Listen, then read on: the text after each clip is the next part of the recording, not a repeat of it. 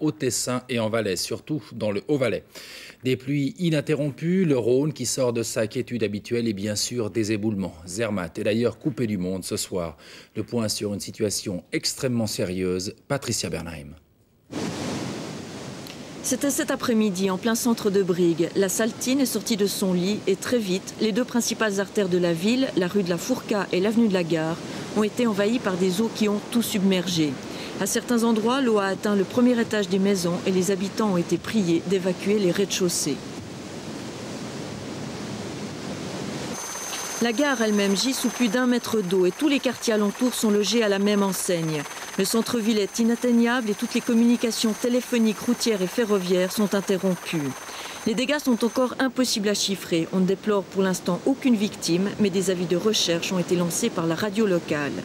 Le Valais est donc cette nuit en état d'alerte. Ces trompes d'eau sont en effet parmi les plus importantes subies par la région depuis des décennies. La police cantonale a d'ailleurs mis en garde les habitants de la plaine du Rhône. Il est déconseillé de stationner sur les ponts, de s'approcher des digues, ainsi que des bords des rivières et des torrents.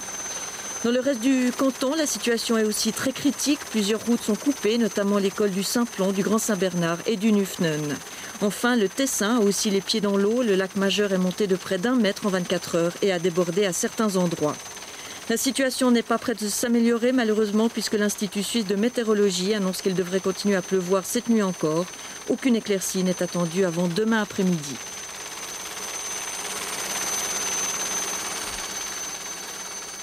Oui, vous l'aurez compris en regardant ces images, plus aucun train ne passe par le Valais. Par ailleurs, pour les voitures, la circulation est difficile. Évitez donc de vous rendre en Valais avec votre voiture demain en tout cas. À l'étranger aussi, la furie des pluies continue de faire de très gros dégâts et de poser des problèmes à la population.